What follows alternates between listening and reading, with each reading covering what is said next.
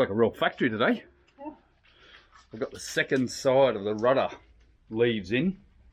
So they're now pretty much ready to do a lot of tabbing. And Janet has come in to smash out the rest of our road doors. So it's been a bit of a process, this, hasn't it? Yeah, that's wrong. So we spent a few hours sanding, and we're just flow coating the backs of them, and then we'll do a bit of a tidy up. That's them done, and then I can start to think about how I'm going to hinge them. That's exciting, isn't it? Well, you probably really no work to do it. I probably will, but we can always touch up where I like to hack into it. What'd you say? There's no heavy when you say that. I got to touch up. Nothing's finished till it's actually finished. But yeah, this is the pantry door. So this will be your door, Jan. Shouldn't say that, eh? No, you shouldn't. No, you shouldn't. Okay, I'm very, very happy with these rudders though. They are just absolutely beautiful. And they're only probably 1.5 kilos at this start, probably maybe a little bit more. But yeah, that's looking so good. Look at that. Look at that. Fantastic. All right, we'll let that set up for the day and come back tomorrow, sand them all down and get into some serious tabbing. Every part of these ribs, these leaves need to be tabbed and tabbed onto the shaft so that we have no movement. Now that's already epoxied in place, so I can't envisage any movement anyway. But nice thing about having it all tabbed in, it means that the entire thing will become one piece. With the skeleton of the rudders already made up, and we've probably only got, I don't know, 2 or 3 kilos max in this rudder so far. Time to consider the tabbing schedule now.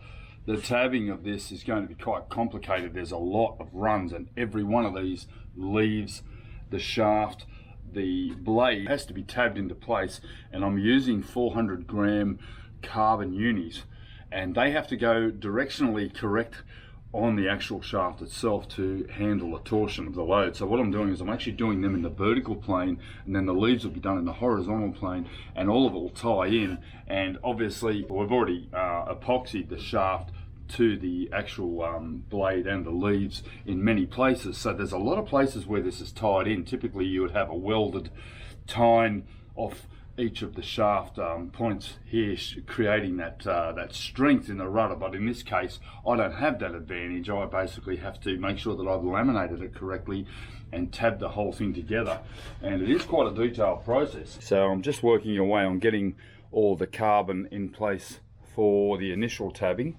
and this will all be done with epoxy. And essentially I'm going to keep the entire rudder epoxy from now on right through to the external laminates, obviously for osmosis reasons and obviously for that extra torsional strength that epoxy will give me. I won't be infusing them or vacuum bagging this. It'll be a hand laminated rudders. I'm going to make sure that I do them all meticulously and peel ply the whole thing, and then there'll be an epoxy barrier coat over the top and obviously anti-foul to complete them. A lot of work. This has taken me 3 hours just to get all of this stuff organised this morning, sanding it down, getting it all ready for this tabbing schedule, and this is where the work's going to begin.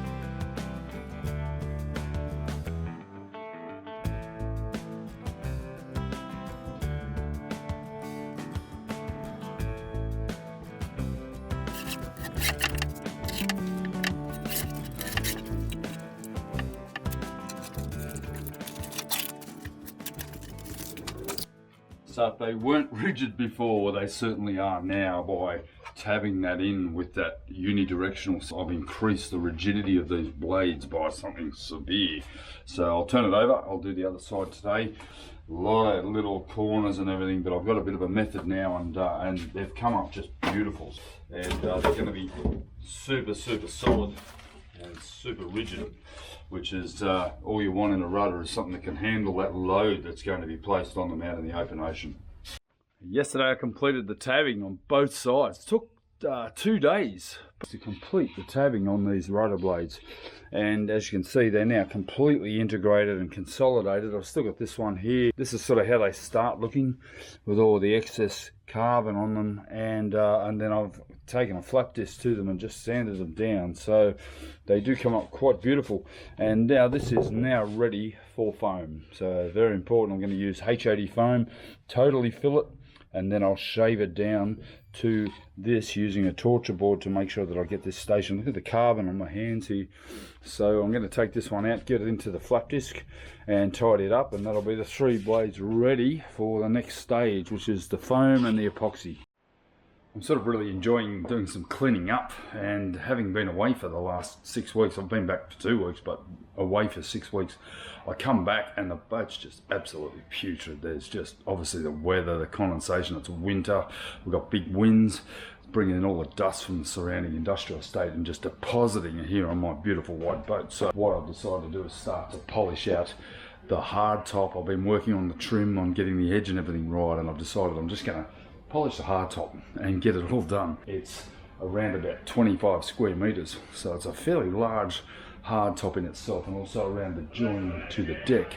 And then I'll work my way forward. Every time I get a half a day, I'll come in and do some wet sanding, but I do need to wet sand it, because remember, I did actually make this mold out of a flybridge mold, and there was a lot of join in the material, the melamine that I actually used to block out the mold and refabricate this custom hard top. And I've done a lot of changes, so it's time to start to bring all that together to blend those joins. And yesterday I spent a lot of time just gel coat repairing all the chips and the little marks where the joins were, where that plasticine join was in the different sheets of MDF. Even though a biscuit join, I've actually gotten rid of those lines and it's looking pretty good. It's pretty hard for you to see from this angle, but you can see the blend lines, and they now need to be polished. So I'm going to start at 400 grit, wet and dry. I've already dry sanded it with about 120 grit, and now I'm going to start to blend it all together with the wet and dry, and then work right up to about 1200 grit all the way along, and then I'll be able to buff it down with cutting compound, and I'll move on to a medium cut, and then I'll move on to a fine cut, and then ultimately it will just be polished up and sealed and hopefully stay clean for me. Just for when I launch, I can basically just give it a quick buff with a buffer. So let's get into it. You can see over here where I've actually cleaned up around the helm stations. It's beautiful and clean, and basically you can see the grubbiness starts here, works its way all the way around, and look at it compared to the anti-slip. Basically that has to be pure white as well when I'm finished. So I'll start up there, work my way forward right down to the bow, and the bow is absolutely putrid down here. There's still, I've vacuumed it all, but it's never enough until it's sealed. You need to keep continually cleaning and polishing until the whole thing's done, and sealing it is the key. You can't just sort of wet sand it and leave it. You need to then put the buffing compound on and blend that porous surface into a sealed finish, which is basically where your cutting compounds come in, and then you get right through to your fine cut. We've got a beautiful smooth surface and it stays cleaner. Right, there's an area here, you can see here where I've done it nice. This has actually been polished and it hasn't been cut yet, so I want to do this with the cutting compound and a buffer. And essentially I've cut right to here, and then you can see here where the grub starts. So this has still got a lot of scratches in it from where this is separate to this, and it's been faired in. I want to make this nice and smooth, so I'll start here with 400 grit, the whole thing, 400 grit, 600 grit, 800 grit, 1000 grit, 1200 grit. It's going to be a lot of hand sanding. Just come up a treat, and that is only 400, so I've got to go through another 5 papers, but the hard work's now done with that front part. Still got to do the main deck up there, but that's taken me 2 or 3 hours just to do that. Now that it's done with the 400, all the dirt's gone, I can now start to consolidate with my higher grade of papers. Now I've started polishing that. I mentioned to you that Janet about a year ago, she said I'll polish it, and now she's feigning shoulder injuries. In fact, she has shoulder injuries. Years of us lifting thousands and thousands of kayaks is starting to take its toll on Janet. You know, we're at retirement age, so oh god, I'm wrecked. I've done 3.5 hours of 400 grit all over, and that's today, and probably another 3 yesterday. So I'm just getting to the end of it. I'm absolutely smashed. Oh, it's very hard to make this part interesting. So I'm not filming it at all. I'm just doing it. The hard top here, 3 days I've been polishing it. 400 grit, 600 grit, 800 grit, 1000 grit, and now I'm onto the 1200. and then it's going to be polished. It is perfect. I mean, if you could look at this, you would swear that that came out of a mold, and that is all separate pieces, all bonded in. There's a nice little line there defining the edge of the cabin, and essentially the roof. Wow, I hope the rest of the boat comes up this good, because it will be an absolute winner if it does. That finish on that now, given that that was all big melamine sheets in the mold, the joins are virtually disappeared. I'm so happy with it, and I'm going to get up and give it one final 1200 grit wet and dry, very light scrub, and then the final finish will be the 2 cutting compounds and then basically a quick buff, and then I'll be done. So very happy with this. So you think when you get your welding done that that'll be it and it's all done. Well, that's actually not the case. PK did all our welding about 4 months ago, and I've started to polish those welds down, and my goal is to leave a beautiful polish finished, and it works through a number of discs, through Scotch Brights, and then into unitizing discs, and then right down to the buffing and the waxing of the actual surface. And this is where I'm at now. These were once welds, and I'm just at the final polish, and this thing has just come up so beautiful. You have a look at the welds here. They have essentially disappeared, and it has taken some time. I'm just getting to the point now where I need to get it down to a mirrored finish, and that's been a big challenge because the stuff goes black as soon as you put that green wax on. You're basically going to blacken it, and then you got to wipe that off, and then you got to put another dose of it on, and then you got to wipe that off, and eventually you get down to a reasonable finish. I don't think I'm going to get them perfect. You see here I've got now white paste on them, and essentially that paste is removing the last of the scratches, and I think really this has come up a treat. So I'm going to install this today, and I'm pretty excited about that, because now the hard top is essentially finished. I can get this installed, it's all polished up on the top, and I can start thinking about those plates on the top that are going to hold it all in place. It was a bit of an on-the-fly design, and I'm very happy with the way it's come up. It's absolutely superb the way it's been welded together. It's certainly going to be strong enough for the riggers of a helm in a raised helm position, and because it's supported from the roof as well as the bottom, I think I've got more than enough support.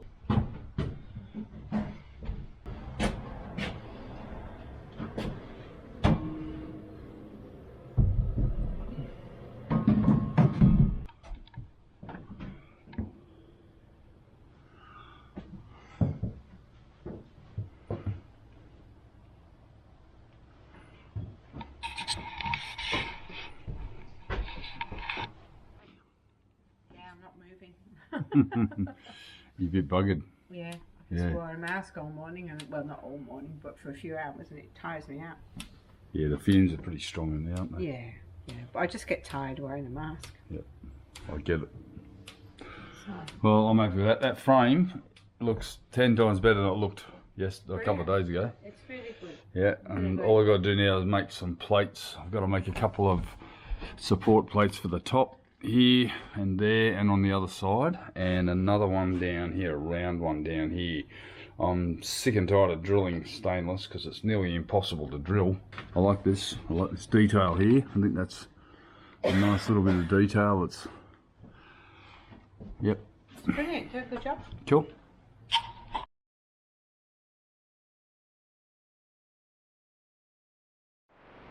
All right, time to finish up around the stanchion bases.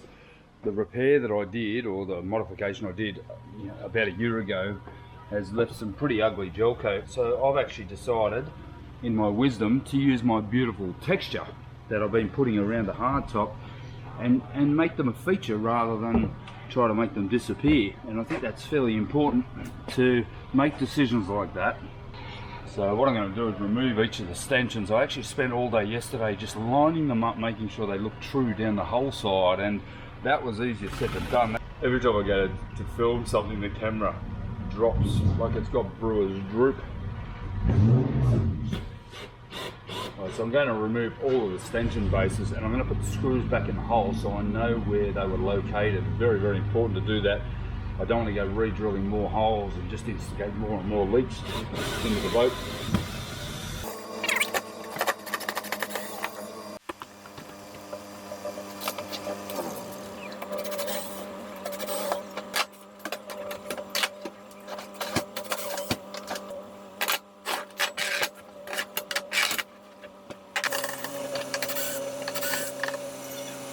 So they're all done. I'm now ready to get in and just do the textured trim around here. It's only going to be a couple of cupfuls of gel coat, and it'll make a massive difference to how that will look, and also make a bit of a feature of them. So I'm pretty happy with this idea. It's certainly worked around the cockpit hardtop and around the helm station, and I'm going to also do around the combing of the actual helm station as well.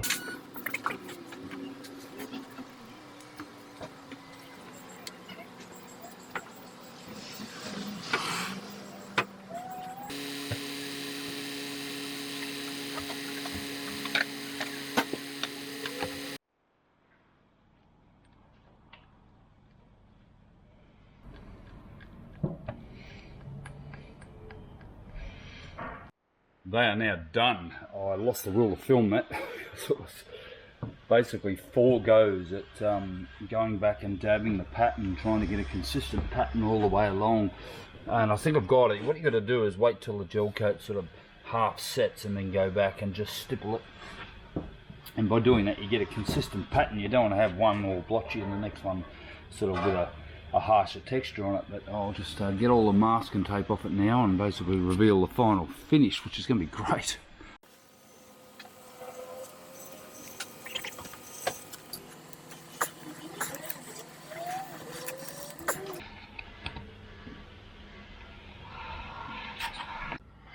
You may not be able to see this, but they look fantastic.